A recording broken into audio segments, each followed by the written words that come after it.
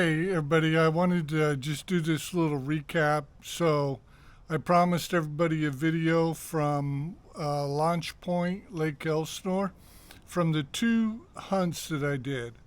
The one hunt was on the beach over by the boat pier. Now, that hunt, I'm going to show you over here, will be all the finds that I had. So let's take a look and see what we found at the launch point itself. Okay, so right here, what you can see was all the finds from the launch point. Now, what you see here is obviously a bunch of weights, a bunch of lead weights, and just typical, if you're along the beach, you're going to find a lot of lead weights. So this is a big one. It's like, I don't know, that's like 3 pounds. So I'll put that to my lead collection. Then there was this one. It's got a number 2 on it. You know, it's pretty heavy. I'll add that to my lead collection. Then I had this mingled up one. Now, I'm not really positive if this is a lead weight or what it is. It's a lot lighter than it may not be a lead weight, but it's got a unique shape to it. Then obviously just your typical round weight right there. Now I had this weight right here. It's a very unique weight. I found a lot of lead weights on the beaches and at lakes, etc., but I've never found a lead weight like this one. It's kind of like a bell shape, kind of neat. I do like that shape. All right, then I found 2 cars. I'll add that to my granddaughter's collection. What do we got here? 3 pennies, 2 quarters. This was that surface fine quarter that I found that I caught on earlier recording. I like those surface fines because that ground at that beach, I had to use a pickaxe to get at all of this stuff. Thank goodness I didn't find any precious metals or anything, because I would have hacked it with the axe. The ground was so hard. But in the end, I didn't find anything special. Found a little taco money, 2 dimes. And then I got a pistol cartridge, another piece of copper here, and another piece of copper right there. So I call that my brown gold. I save a lot of that. I throw it in a big container. And someday when I get enough brown gold, I'll turn that in and get some cash and translate that cash into a precious metal coin of some sort. Okay, so that was kind of the wrap up of the beach hunt. Like I said, it was hot. Number one, it was hot, and that ground was horrible. And it was a lot of area to cover, and I'm sure I wasn't the first detector out there. But, just like anywhere you go, somewhere can be hunted.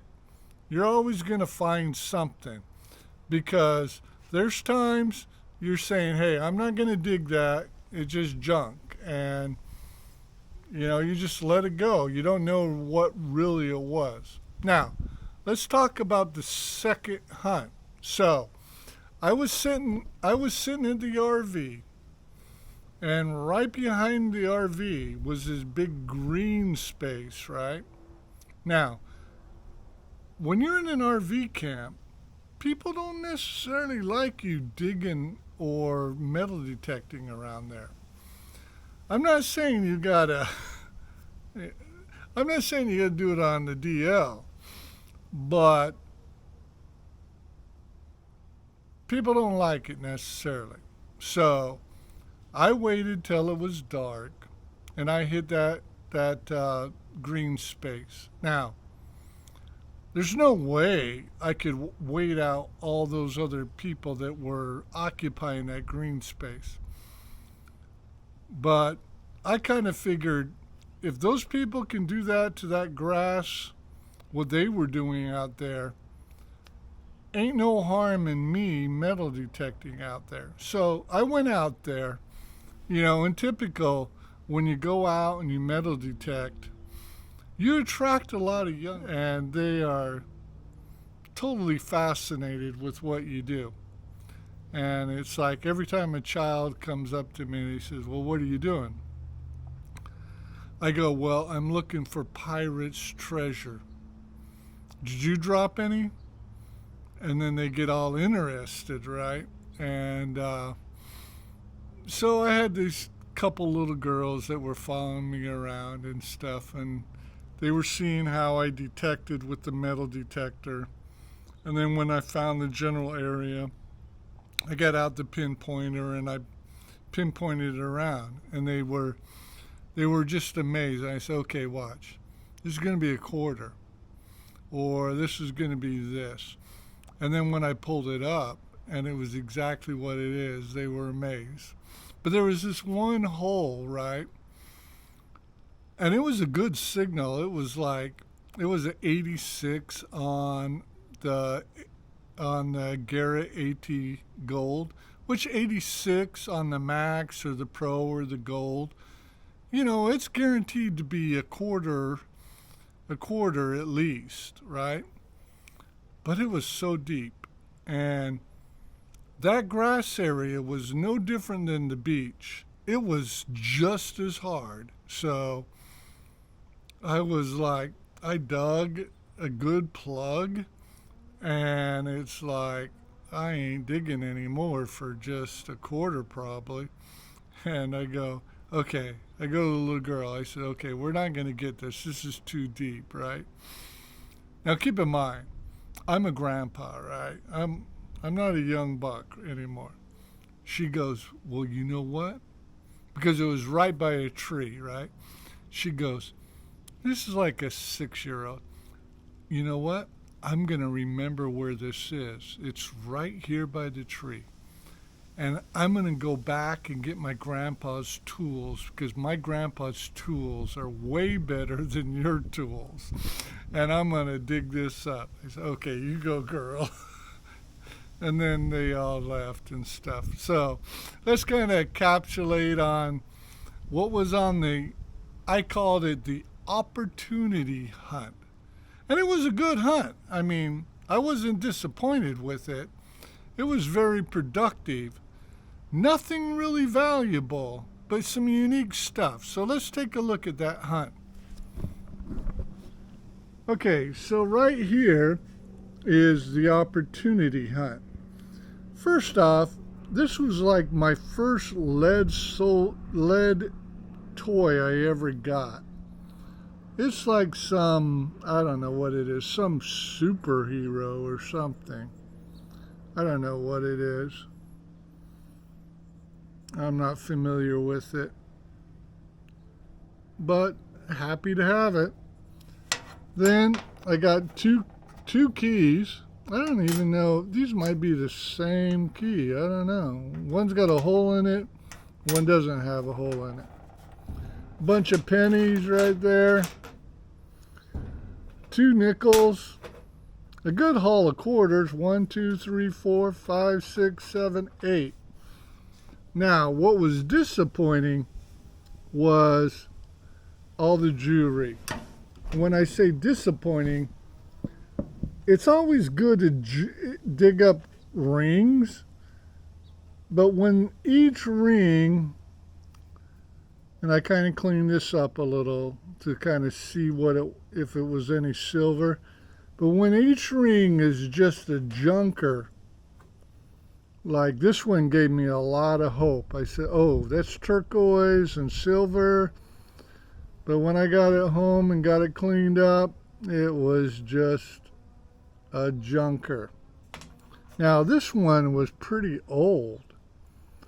And it's got some good markings on the inside, but it was all electroplated. but it's probably in the 50s. It's an old ring. Now this earring, when I got this earring was actually very gold color, and it was very heavy. And I said, for sure, that is gold. And I looked for markings all over. Now, when I put it in the electrolysis, after a while, that gold really disappeared, and it's kind of grayish. But it's still pretty heavy, so I don't know. I kind of got my questions on this still. But I'm sure if it was anything precious, I could see a mark in the stem or right on the edges, right there or right there. But nothing definitive. But, you know, not a bad little hunt right there. A good target opportunity. Well, that was kind of the wrap-up of Launch Point, Lake Elsinore. Now, you know, sometimes you got to hunt where you hunt. And, you know, when we go out with the RV, I'm always taking my metal detector with me because there's always an opportunity somewhere. You know, it may not yield a great return on investment, but hey, it's an opportunity. And to me, it's a new hunting ground that I've never been before. So I hope you all like that. Do I recommend Lake Elsinore Launch Point? Oh yeah, it was a nice place. And very good security. You know, very good park. And it's a good place to relax. And as you relax and your wife enjoys herself for the detector out there, you got a place to go. And when you look at summertime like this, you're not getting out on that beach because those spots for RVs are reserved a year in advance. So those opportunities just aren't there. But you go inland while everybody's going to the beach, you go inland and there's more opportunities. So I try to hit those beaches during the winter time when people don't really want to go out there, and you're able to get out there. And you'll see some future videos on a lot of beach hunts, okay? You know, what do I like more? Do I like the beaches or do I like parks or other areas? I mean, this is a good indication. So, you know, out right here onto the right, that was just about an hour and a half hunt. That wasn't a lot of time. You know, that's after it got dark and before I turned in. That's a lot of finds right there. Now, beaches are good. There's a lot of people that congregate there, but they're getting hammered by metal detectors all the time. Not a lot of these parks area people are going out there. And a lot of times they go out there and they just get frustrated because there's so much trash and it's kind of hard work. It's a lot easier digging, you know, in sand than it is digging a plug out all the time. So sometimes where it's harder to work, the better the finds. So, hey, I hope everybody enjoyed this. Thank you for joining Detecting Fever. Don't forget to like and don't forget to subscribe. It's free. Hey, why not do it? All right. Thank you, everybody. We'll kind of wrap that up right now. I hope you enjoyed this video.